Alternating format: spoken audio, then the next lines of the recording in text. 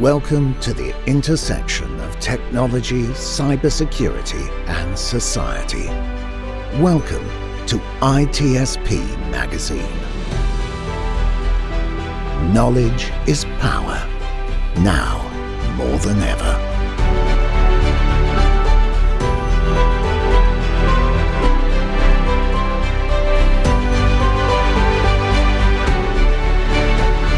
Hello, and welcome to Getting Tech Right, the podcast about ethics and technology. My name is Kevin Macnish, and with me today is Marc Steen, Senior Research Scientist at the Netherlands Organisation for Applied Scientific Research.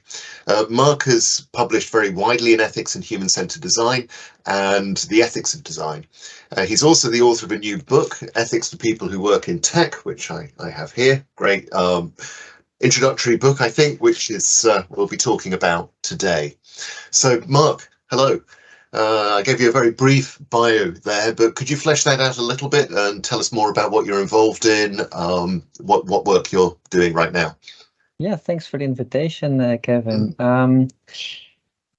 Maybe good to say a few words on my background. I studied industrial design engineering in Delft, and in a way that's still with me. Some of the tenets of that education that was very much focused on organizing a process, an innovation process. And as becomes clear in the book while you go through it, it's very much a process-oriented approach.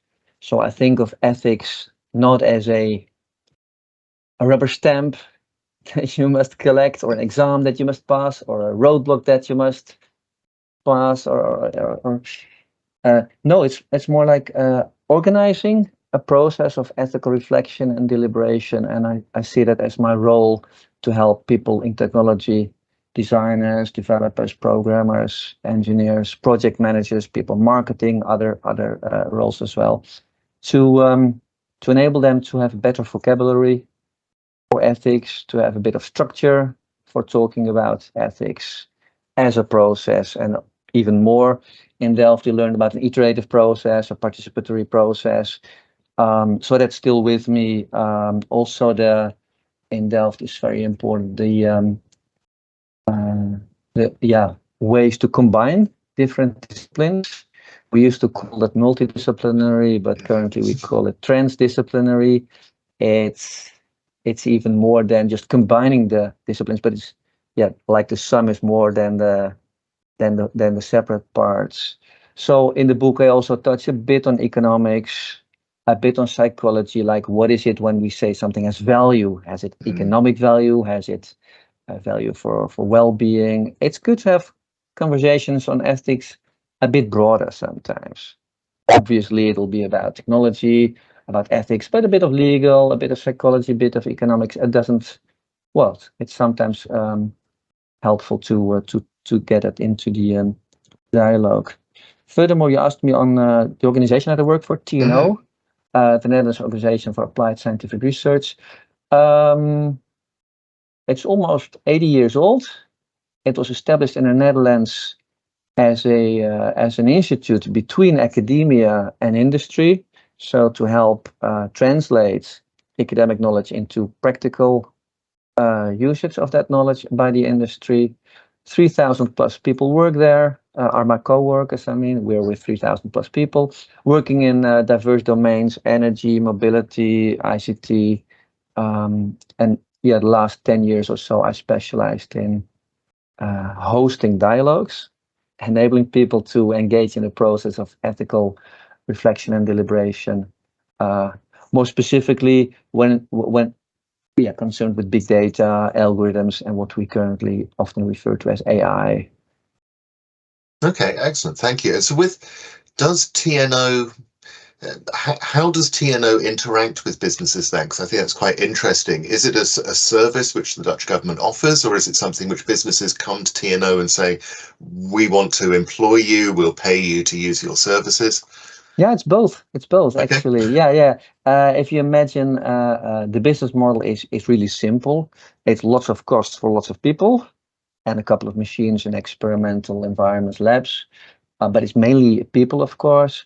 And then its incomes come from three sources. I think they're roughly equal: 1/3 from the government,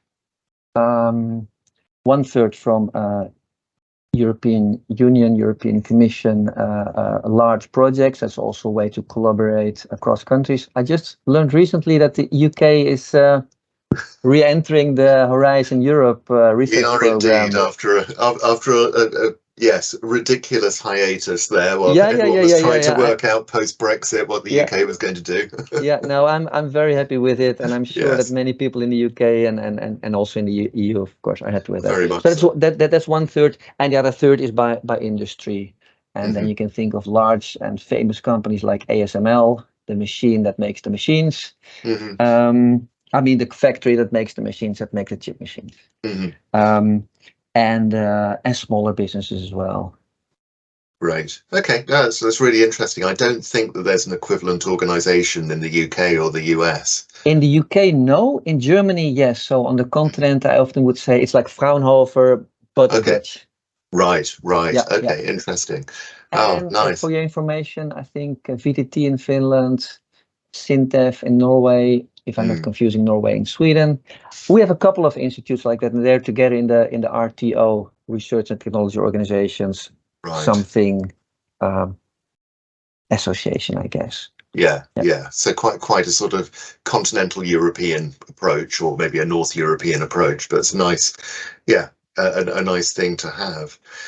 So moving on to the book, what motivated you to write it now? Yeah, I started writing it. I think when the pandemic started, so it was a good, for me, practical way of. Well, I'm sitting inside. I have my laptop. No, but the idea emerged many years before it. It's based on 20 years of research, last 10 years or so on. Not 20 years of research, 20 years of practice in diverse roles, research, development, design, project management. Project management, I think, is also something that is throughout the book. It's always doing ethics in a project team, in the practical context of there's a project, there's a deadline, there's a budget, there's a client, there are requirements, and then how to combine concerns for ethics with all the other concerns for quality, for timely delivery, for technology. Your question, what motivated me? It's really the first audience that I had in mind were my colleagues, were my co-workers, because increasingly they were turning to me. Initially, they were coming to me with the question, "Hey, Marc, you're something ethics. Can you help us make our project more ethical?" And that was always a question that I understood. They have that question, but I was reluctant to reply in that direct way, because I would explain to them, I'm not in a position to give you this rubber stamp, to make you pass this exam, to give you the green checkbox, it's ethical or not. It's really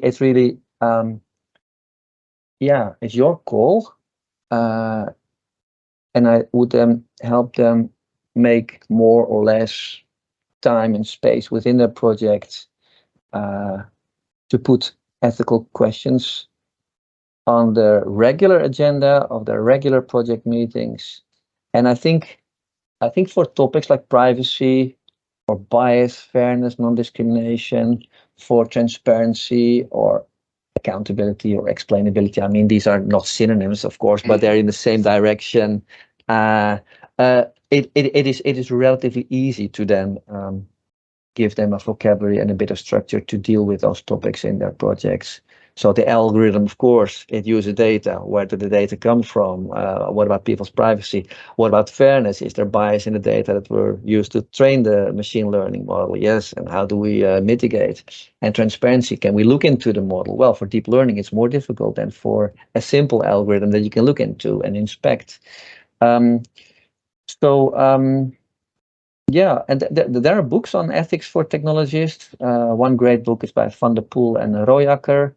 That's like the standard book in the 4 universities of technology in the Netherlands and many more universities internationally. Yeah, but I want to make something that's even more accessible, with more examples, with little exercises in it, like what you can do in your own project, a bit of fiction. I don't know whether you came across those, but there are lots of fun writing those. There's 4 pieces of fiction to accompany 4 main chapters in the middle of the book, where I deal with 4 useful ethical perspectives: consequentialism, duty ethics, relational ethics, virtue ethics. And I want to make them a bit more lively, as if it were stories that you could also emotionally engage with. So those were the first bits of the book I wrote, because I had fun writing them. And they're not completely fictional. They could have happened in some project by me and other people. Yes, with a bit of details. But I mean, they're realistic. Oh, definitely. I enjoyed reading them for precisely that reason. It did help to bring some of those issues to life, and doing it in a more interesting way than some of the more traditional approaches. I like, you sort of started out by talking about, or sort of demythologizing some of the stuff around self-driving cars and the trolley problem and things like that. And let's look at some more realistic situations we might be dealing That with. was also a chapter that I really loved. Right. I mean, just recently I read 2 great books of professors, one UK, one US, explaining AI to the broader public. And a little bit of surprise on my side, like, really? Half a chapter devoted to the trolley problem? I mean, it's a thought experiment from when I was born in 1967. It's never meant as a calculation problem or an optimization problem that you can ask a computer to solve for you. Like, have we now solved? No, we have not solved. It was a thought experiment. And then indeed, like you say, but for the people who are going to read the book, I will not explain. I mean, I will not give away too much. But essentially, what I often do is, if everybody zoomed in, I zoom out. So you can zoom on one person with one lever, choosing for the track with 5 people, through choosing for the track with 1 people. Whom shall I kill? Shall I kill the 1, or shall I let the trolley kill the 5? I mean, it's an interesting question for a couple of minutes. But then I zoom out, like, what was wrong with the brake system anyways? Was there no maintenance? What about the people who know about maintenance? Were they laid off? What is this with privatization? Was there no governance on the safety and the labor conditions of the people on the track? So, and that, of course, is too many questions. That's zoomed out too much, but it just gives a bit more broader perspective. Also, I wouldn't like, if I were a technologist, I don't like it if my job looks like too focused. Like, is there really one detail only that I can talk about? I want a bit of more design space that I can try to influence positively. Yeah, no, that makes a lot of sense, I think, and as you say, adds to the realism of the situation, because the thought experiment is, as you say, a very limited experiment for precisely that reason, to explore our intuitions and what we're trying to do and what our natural feelings are. And I think it works well there. But as you say, when it goes into the broader context of, I think there's probably some excitement in the early days of, oh, this is something philosophy can contribute to AI, that's not talking about Skynet and machines taking over the world. Yeah, sure. And I mean, don't get me wrong, it's a great starting point. Yeah. But it shouldn't end there, like, have we now solved the trolley problem? I've got to admit, I've never heard anybody say that, but that's quite a worrying concept, that we might have solved it. Sometimes you can run into people, they're deep into quantifying the pluses and the minuses, and then also delegating that calculation to a machine, to an autonomous system, and then it should calculate what's good and bad in terms of the pluses and minuses that it can access and weigh against each other. And yes, also the other, I mean, there's something to say for that. There are machines that you hope will operate reliably, precisely because they can also operate autonomously for a while. If the radio contact is lost, if they're in a very difficult environment where people can't go, if there's a time lag between the operator seeing what the camera sees. I mean, there's something to say for such a machine, to such a robot, often, of course, to make some pluses and minuses trade off, and then decide what to do before the operator has a chance, realistically, to have meaningful human control, as it is called. Yes, and that's obviously a problem with, or a challenge, I should say, with some technologies, particularly in the military, where you're thinking about the speed at which things happen is so fast that having a human in the loop becomes very difficult because you can't then have that level of control. And instead, you put the human on the loop, and then you are delegating some of that moral decision making to the automated system. Yeah, that's an excellent example indeed. Yeah. Mm. Okay, excellent. Well, in the final section of the book, you talk more about human-centered design, value-sensitive design, and responsible innovation, which I think fits really nicely with what you've been saying about this sort of process approach. Could you talk about each of those and how they differ? Oh yeah. It's maybe not so necessary that they differ. I was just looking at three things that I've encountered many times in industry. Human-centered design, sometimes referred to as user-centered design, but I prefer the human-centered because, well, there's the role of being a user, but that person will also be a friend, a father, an employee, so different roles. So talk about human-centered captures a little bit more on that.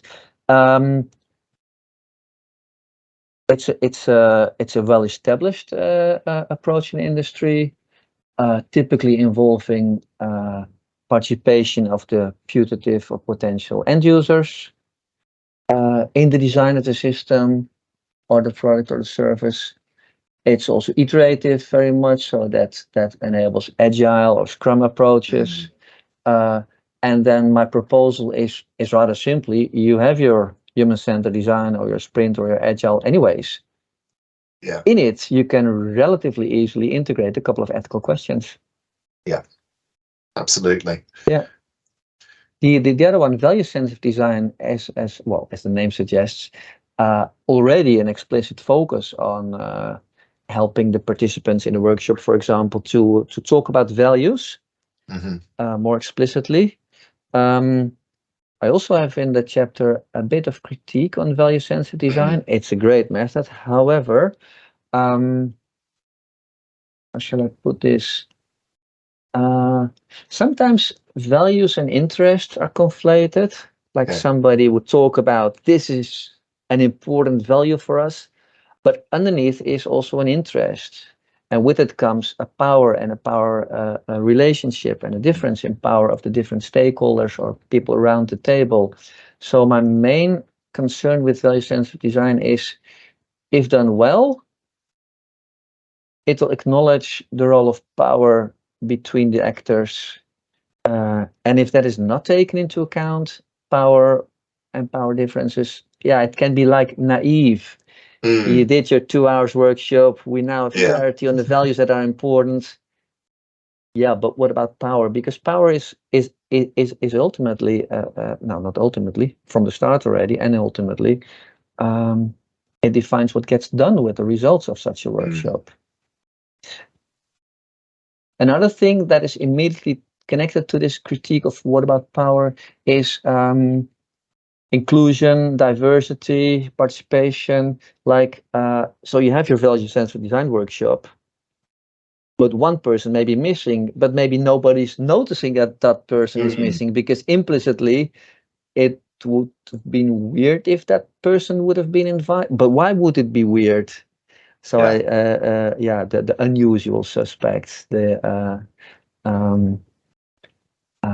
I think those are my main concerns with value-sensitive design. But still, if you do that, if you're more conscious on who do I invite and include, and whom do I unconsciously, unintendedly, unintentionally exclude and not invite, and if you also find a way to deal with power, for example, give also the floor, give a bit of room to this marginalized voice, then value-sensitive design can be great. Third one, responsible innovation. It's a term that emerged in Brussels 10 years ago, I think. It's similar to technology assessment in its ambition to think about the potential implications and impacts of a technology already during development. It has been used for emerging technologies like nanotechnology or bio something or GMOs.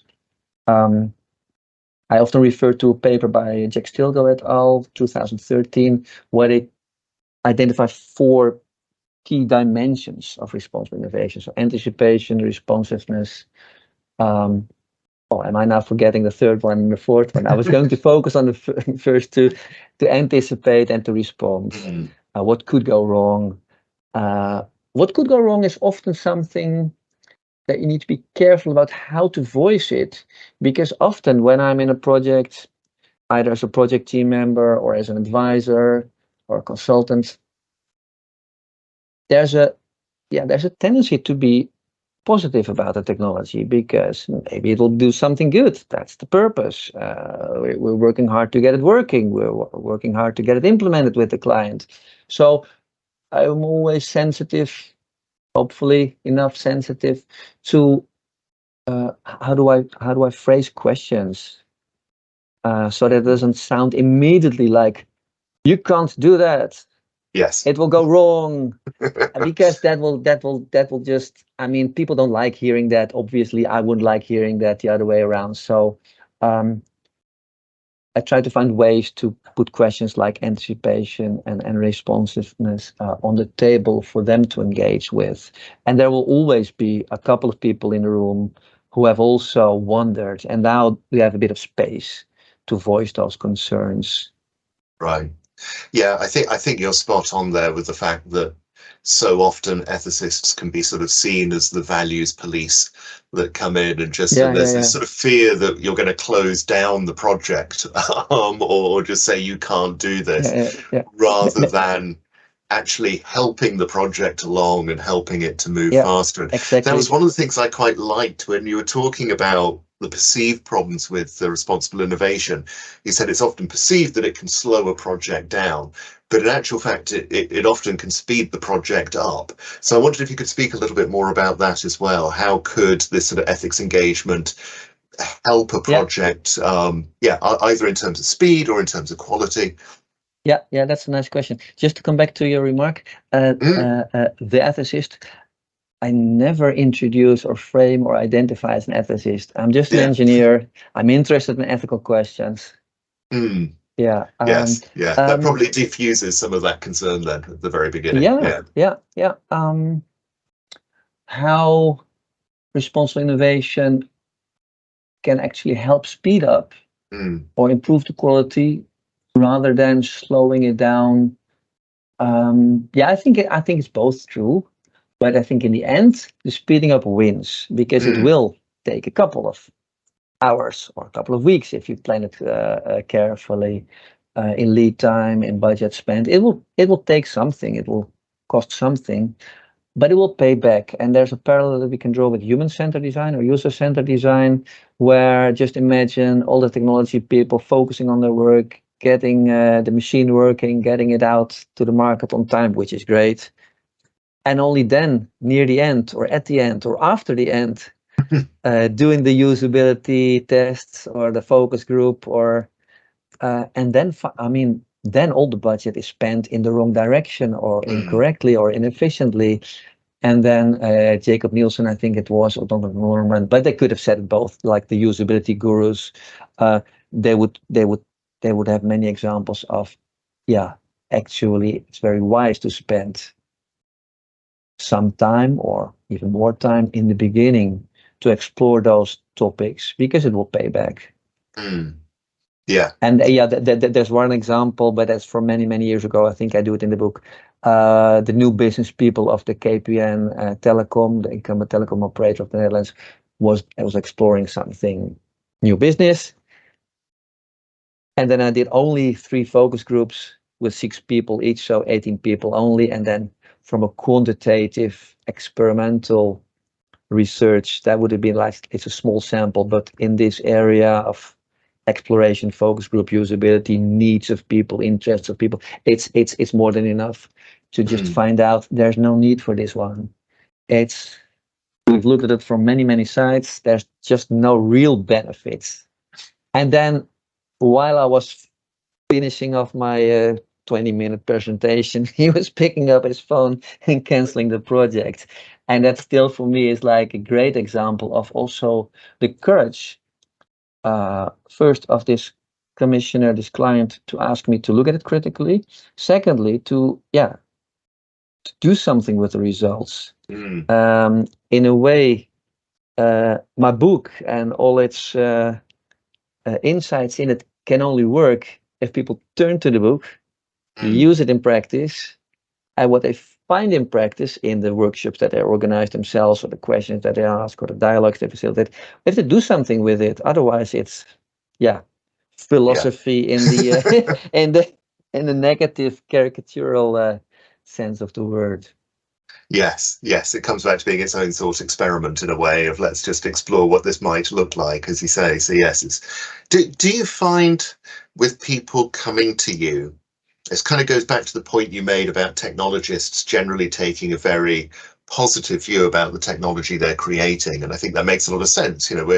We're all in this field because we care about technology, we care about people, we want to improve people's lifestyles, improve the quality of life, etc., etc. And so, as you say, there can be this negative response when you start talking about ethics, a very defensive response of, but I'm not trying to do anything evil. I'm not going out creating bombs or trying to hurt people or anything like that. So I sometimes find that can lead to a level of defensive-ness with people that sit there and think, are you calling me evil? So have you come across that? And if so, how do you deal with that? Yeah, no, I haven't come across it in such a manner because, as I said, I'm careful in how I'm introduced to the project, how I introduce myself to the project, very much on their side, only helping them to make more explicit what they are already concerned with. Yeah, so that's also why they turn to me. I cannot come into a project uninvited and then just barge in and speak. It's because we both want to collaborate and improve the project as a whole.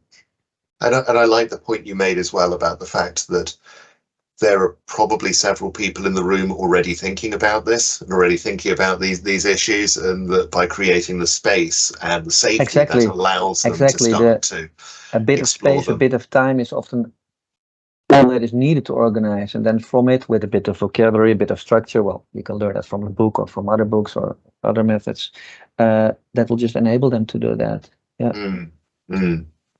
Excellent. No, thanks. It's been really, really interesting. Is there, in the final few minutes, is there anything that we've not covered, that we've not talked about, that you'd like to add, or that you'd like to sort of bring to people's attention? No, I will not summarize 4 chapters, but I will. Go for it. But very briefly. No, the core of the book is 4 chapters on these 4 main ethical perspectives, and I explain lots about them, but I can summarize them like one way to look at. So you have your product on the table, so to say, and often we start a rapid ethical deliberation session with, can somebody describe what we're working on? What will it look like practically? Who will use it? What will be its effects on the customers, if it is a customer-facing application, or on society, or in institutions, or values? So somebody explains that in 5 minutes. It's good to have that, then the common reference. And then we look at it from 4 perspectives, and really they are like the compass directions. First one is relatively easy and accessible for people, the pluses and minuses. The benefits that it could offer, the costs, the risks that are also involved. And often there's an interesting exercise to draw the system boundaries a bit larger. For ChatGTP, there's also the gig workers in Kenya who had to do this work to clean up the data. There's also the materials that go into, that come from a mine somewhere in Africa, that go to the NVIDIA chips, etc. So that's the first one, is relatively accessible, also for technology-oriented people, plus and minuses. Second one is duties, duty perspective, duty ethics, deals with duties and rights. That's often also accessible, especially if people have a legal background, because there's human rights, there's obligations. Interestingly, they can sometimes look as contradictory. So imagine, for safety, we need to hang up cameras on the street, but our privacy, so the security, the city must protect and promote security, safety, and the citizens have the right for privacy.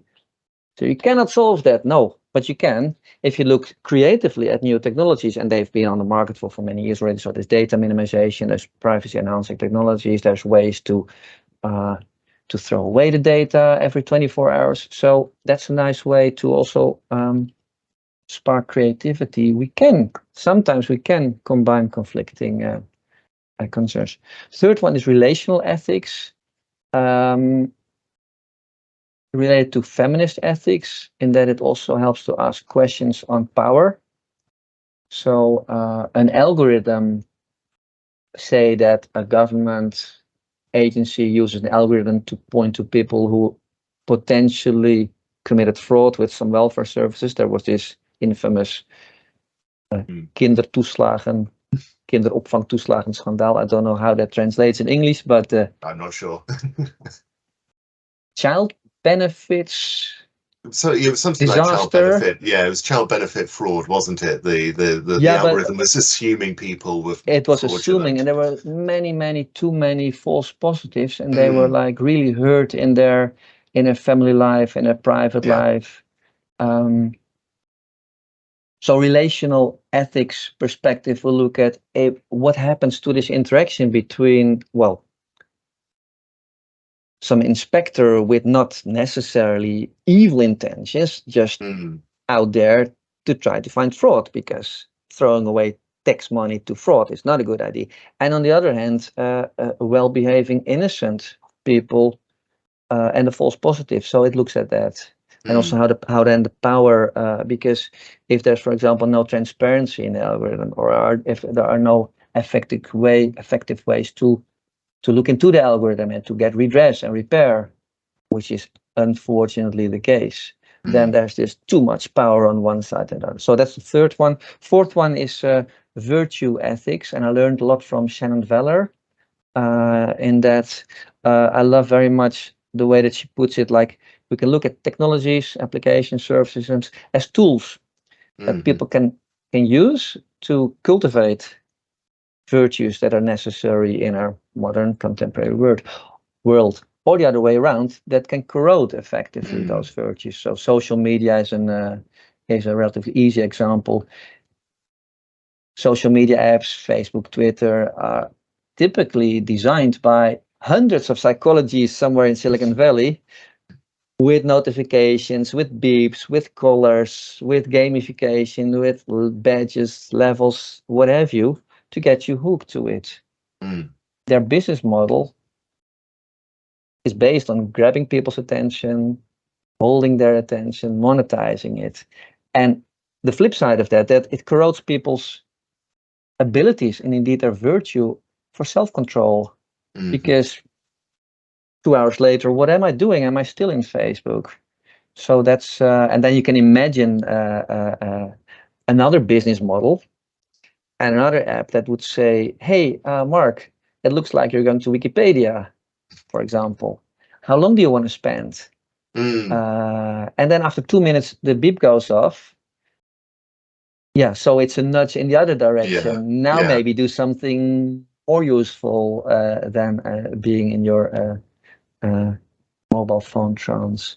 And lastly, and thanks for the opportunity to talk about content. The virtue ethics perspective also has a side that is turned to the technologists. So if you're working on a project which involves an algorithm to detect fraud, you need justice yourself, the sense and indeed the virtue to promote justice, and possibly courage to raise your hand in your meeting and to voice this concern, like, are we sure about this bias, that it is very small, because I've looked into it, and it'll cost some weeks to repair, but I think we need, is there room for it? So courage is often explained as doing something difficult, but doing it nevertheless. So I like very much that, and that's also how I end the book, with a proposal for 15 or so virtues that technologists can, and I would say need to, but you can choose, of course, for yourself which virtues to cultivate, how to cultivate. Mine is creativity, curiosity. Those are my I also call them superpowers, just to make it more. Yeah, that's my nudge towards the reader. Like, don't think of them like virtues as some Victorian modesty or prudence. Yeah, they're there. They're not. They're not wrong. But you can think of more contemporary, like curiosity, creativity, collaboration, empowerment. These are also virtues that technologists may want to cultivate within themselves if they want to deliver products that also radiate out these same virtues into the world. Yeah, excellent. Well, thank you, Marc. That's been really, really helpful. I'm really glad for that final section as well, bringing that together. That's been really nice. So thank you for your time. Thank you for joining us.